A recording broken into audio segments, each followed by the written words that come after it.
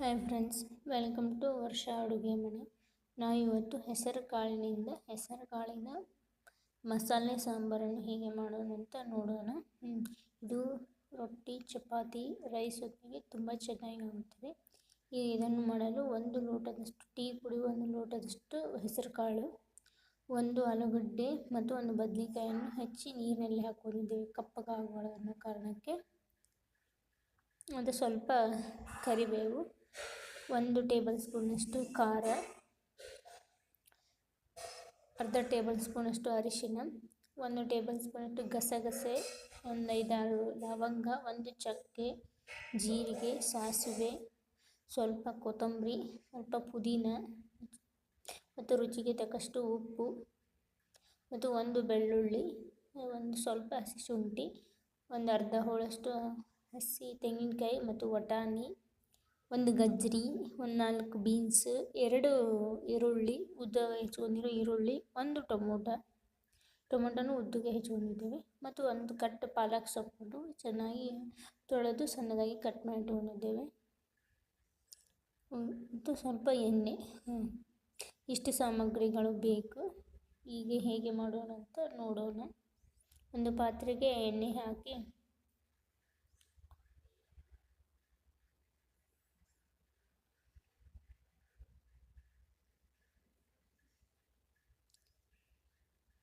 ಎಣ್ಣೆ ಬಿಸಿಯಾದ ನಂತರ ಉದ್ದಗೆ ಹೆಚ್ಚಿರುವ 2 ಹಸಿ ಈರುಳ್ಳಿಯನ್ನು ಹಾಕಿ ಚೆನ್ನಾಗಿ ಹುರ್ಕೊಳ್ಳಬೇಕು. ಈಗ ಹಸಿ ವಾಸನೆ ಹೋಗುವವರೆಗೂ ಮತ್ತು ಸ್ವಲ್ಪ ಲೈಟಾಗಿ ಕೆಂಪು ಬರೋವರೆಗೂ ಹುರ್ಕೊಳ್ಬೇಕು.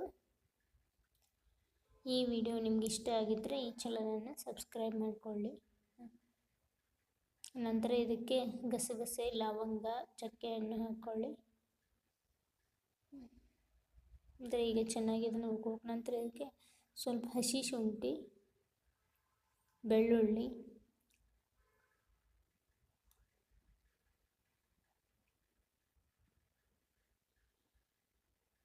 ಈಗ ಚೆನ್ನಾಗಿ ಮಿಕ್ಸ್ ಮಾಡ್ಕೊಂಡು ಹುರ್ಕೊಳ್ಬೇಕು.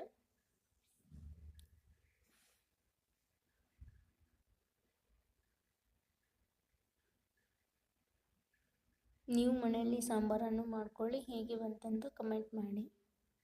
ಈ ರೀತಿ ಸ್ವಲ್ಪ ಕೆಂಪಗಾದ ನಂತರ ಈಗ ಹೆಚ್ಚಿರುವ 1 ಟೊಮೊಟೊನ ಹಾಕ್ಕೊಳ್ಳಿ. ಟೊಮೊಟೊ ಇಲ್ಲಿ ಸ್ವಲ್ಪ ಮೆತ್ತಗೆ ಆದರೆ ಸಾಕು, ಪೂರ್ತಿ ಮೆತ್ತಗಾಗಬೇಕಂತೇನಿಲ್ಲ.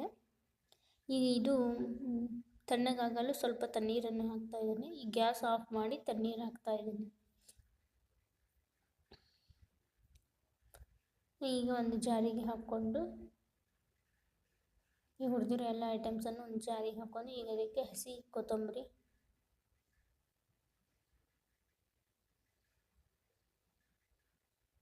ಮತ್ತು ಒಂದು ಸ್ವಲ್ಪ ಪುದೀನ,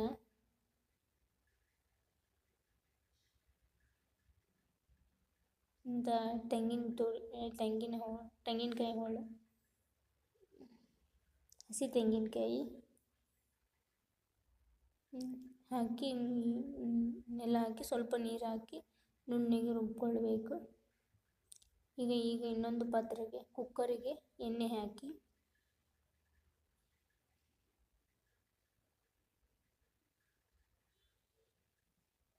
ಎಣ್ಣೆ ಬಿಸಿಯಾದ ನಂತರ ಸ್ವಲ್ಪ ಕರಿಬೇವು,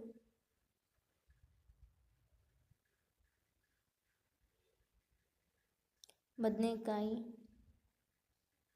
ಆಲೂಗಡ್ಡೆ ಮತ್ತು ಬದನೆಕಾಯಿ ಹಾಕಬೇಕು. ನಂತರ ಹಸಿ ಬಟಾಣಿ,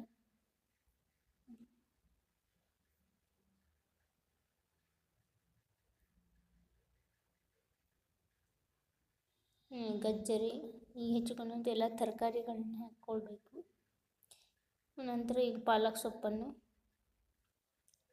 ಹಾಕಿ ಸ್ವಲ್ಪ ಚೆನ್ನಾಗಿ ಮಿಕ್ಸ್ ಮಾಡ್ಕೊಳ್ಬೇಕು.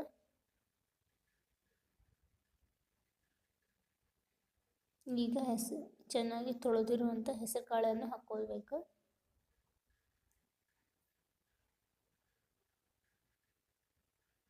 ಹಾಕೊಂಡು ಚೆನ್ನಾಗಿ ಮಿಕ್ಸ್ ಮಾಡಬೇಕು.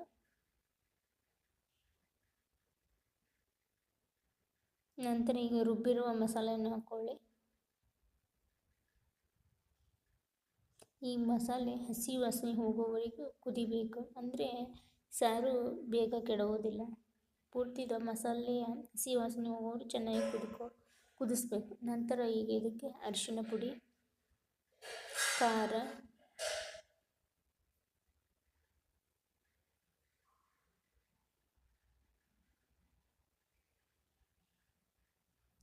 ರುಚಿಗೆ ತಕ್ಕಷ್ಟು ಉಪ್ಪನ್ನು ಹಾಕಿ ಚೆನ್ನಾಗಿ ಮಿಕ್ಸ್ ಮಾಡಿಕೊಳ್ಬೇಕು.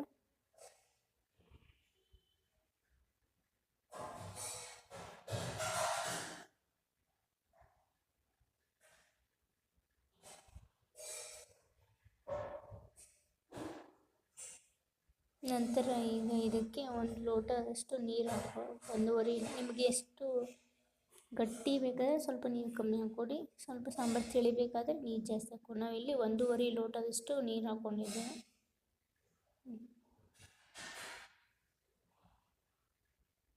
ನೀರು ಹಾಕ್ಕೊಂಡು ಚೆನ್ನಾಗಿ ಮಿಕ್ಸ್ ಮಾಡಿ ಕುಕ್ಕರ್ ಮುಚ್ಚಳ ಮುಚ್ಚಿ ಒಂದು 5 ವಿಸಿಲ್ ಬರುವವರೆಗೂ ಕುದಿಸ್ಕೊಳ್ಬೇಕು. ನಂತರ ಈಗ ಇದಕ್ಕೆ ಸಾಸಿವೆ, ಜೀರಿಗೆ ಮತ್ತು ಕರಿಬೇವು ಹಾಕಿ ಒಗ್ಗರಣೆ ಹಾಕಿರುವಂಥ ಒಗ್ಗರಣೆಯನ್ನು ಈ ಸಾಂಬಾರಿಗೆ ಕೊನೆಯಲ್ಲಿ ಮಿಕ್ಸ್ ಮಾಡಿಕೊಳ್ಬೇಕು. ನೋಡಿ, ಈಗ ರುಚಿಕರವಾದ, ಸ್ವಾದಿಷ್ಟಕರವಾದ, ಆರೋಗ್ಯಯುತವಾದ ಹೆಸರಿನ ಕಾಳಿನ ಮಸಾಲೆ ಸಾಂಬಾರು ಈಸ್ ರೆಡಿ. ಇದನ್ನು ರೊಟ್ಟಿ ಅಥವಾ ಚಪಾತಿ ಅಥವಾ ರೈಸ್ನೊಂದಿಗೆ ಉಣ್ಬೋದು. ಈ ವಿಡಿಯೋ ನಿಮಗೆ ಇಷ್ಟ ಆಗಿದರೆ ಲೈಕ್, ಶೇರ್, ಕಮೆಂಟ್ ಮಾಡಿ. ತಪ್ಪದೆ ಈ ಚಾನಲನ್ನು ಸಬ್ಸ್ಕ್ರೈಬ್ ಮಾಡಿಕೊಳ್ಳಿ. Thank you for watching.